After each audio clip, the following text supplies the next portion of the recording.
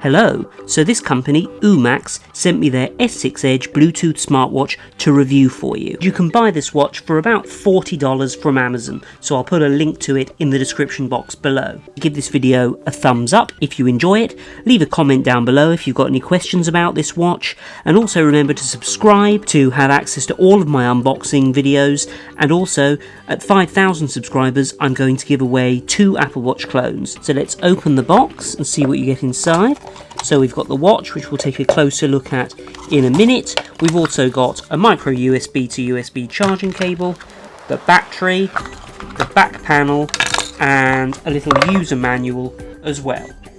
And in the user manual, gives you the general specifications of the watch, tells you that the watch isn't waterproof and not to stick it in a fire, tells you the kind of bands that you can put on this watch, where to get the Android and iPhone apps for this watch, and then how to use the various functions on it. So that's pretty comprehensive and useful. So let's have a look at the actual watch. So the watch has got a screen protector on, which we'll just peel off now. The watch has got a faux leather watch strap, which is very soft. You can see it's sort of a tan colour on the inside there, and it's got a normal watch strap buckle. The watch face itself has a black metal surround, and on this side of it you can see we've got the micro USB charging port, we've got a button here. On this side we've got something which looks like the digital crown on an Apple Watch, but actually that is actually a camera. And if we tilt it to the light there, you can see the LCD screen, reasonably sized touchscreen LCD screen there. And on the back of the watch, you can see we haven't got the battery in here at the moment. You can see that there is a memory card slot and a SIM card slot. So that means there's going to be quite a few features on this watch. So we'll take a look at those in a minute. So let's install the battery here, which is quite straightforward. So we just put it in like that, and then we snap on the back cover of the watch. So I'll put it on my wrist and we can see what it looks like. So this watch is comfortable to wear on my wrist. It's not too heavy, it's not too bulky, and it looks quite expensive and stylish. Let's turn the watch on, which we do by holding this button on the side for a couple of seconds. And you can see we've got a familiar smartwatch interface here. It's trying to connect via Bluetooth to my phone. So this home screen does show you the time and give you access to the settings, calls if you've got a SIM card in here, and the menu. But you can also access a range of clock faces by pressing the button on the side here. We've got this analog clock face, and if we tap the screen like that, we get a choice of several different faces here, which is quite nice. And then I think if we swipe from right to left again, or left to right even, then we get back to the home screen.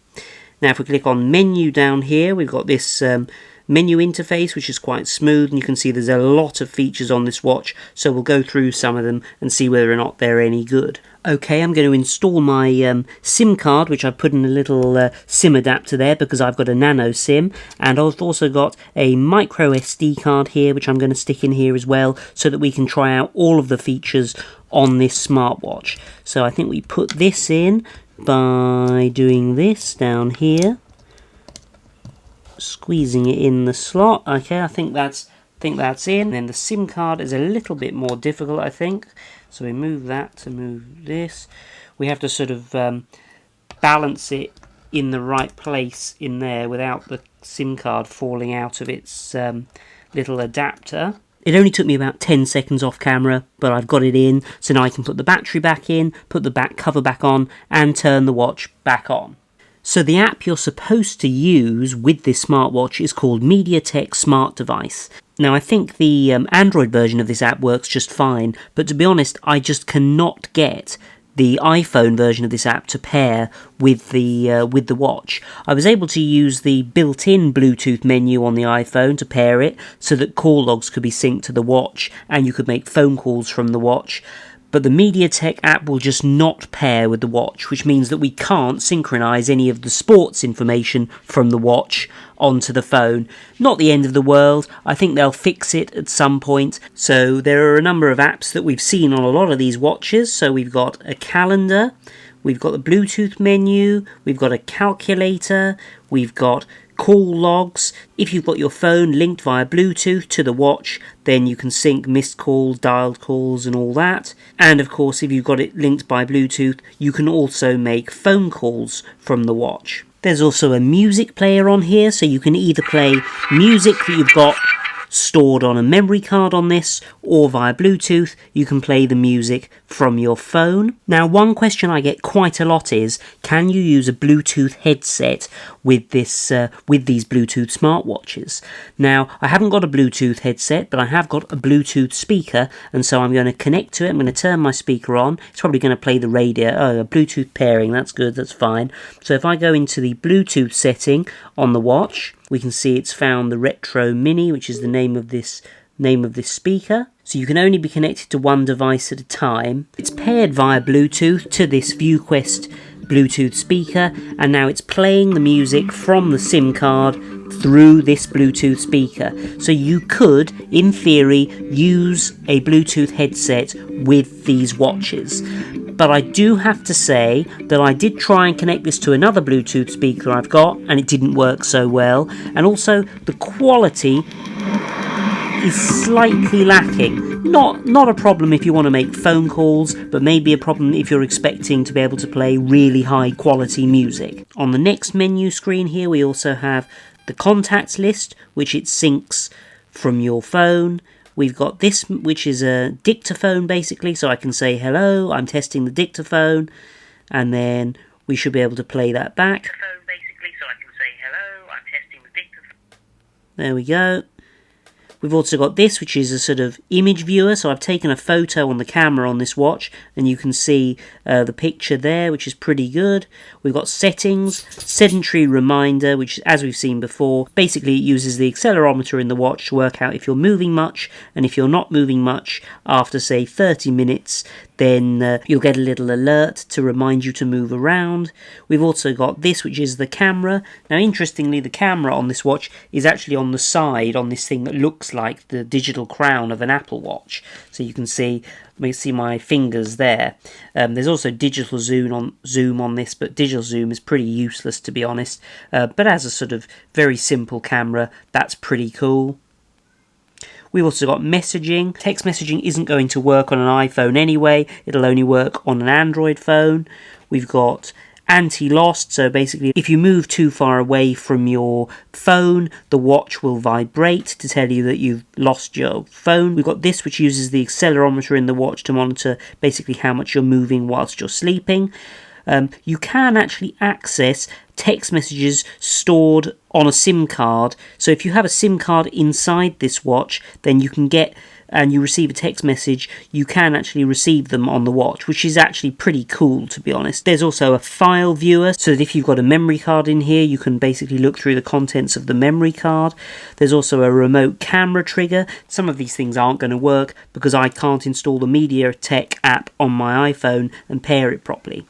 There are alarms, a pedometer. Now, notice these things here. There's a picture of a globe here, the Facebook icon, and the Twitter icon here. So actually, you can use these on this watch if you have a SIM card in it. When you click on these for the first time, it basically installs a new app on this watch which allows you to use these. Now, these aren't actually bespoke sort of Facebook and Twitter app. There's actually just one browser app that accesses the Facebook website or whichever website you want in the browser, or the Twitter website. So let's click on the web browser. It's already installed the web browser app on here, and now you can see it's going to try and load google.com. Now, this will take a while, so I will have to probably cut the video. Oh, it's loaded actually. It wasn't that slow. So let's try and search for something on Google. So we get this entrance thing here, and we got. It's going to be quite difficult to do this with the camera, but I'll do my best. Okay, so I've typed that in, and it's going to search for it now. So this is basically using the data connection from my SIM card, and I do have to say that actually I plugged this SIM card in and it worked straight away. There was no configuring at all, whereas I've had these smartwatches in the past where you can put a SIM card in, and they've required me to enter sort of network details, but this was just very straightforward. So I tried to do a Google search, but it keeps loading the Google homepage. I tried to load the BBC News website, and it loads the Google page. So I'm not entirely sure whether or not this works. Well, I've been waiting over a minute now for it to try and load this Twitter page, and it still hasn't done it. Now, I appreciate that there probably isn't that much GPRS signal in the room I'm in. if you have one of these where you can put a SIM card in, please let me know if you managed to actually get the web browser to work. I'd be really interested to know. So in conclusion, is this watch worth the money? There are a lot of watches that are in this sort of price range that have a similar sort of interface and a similar set of features, but this is one of the more feature-packed watches with a SIM card slot and also a memory card slot. And at $40, this is pretty competitively priced, and this rectangular design makes a pleasant change from a lot of the sort of Apple Watch clones. So it looks like just a kind of regular Bluetooth smartwatch. I hope you enjoyed this video. If you did, please give it a thumbs up. Also remember to subscribe to be in with a chance of winning one of 2 Apple Watch clones when I hit 5,000 subscribers. See you next time for another unboxing and review.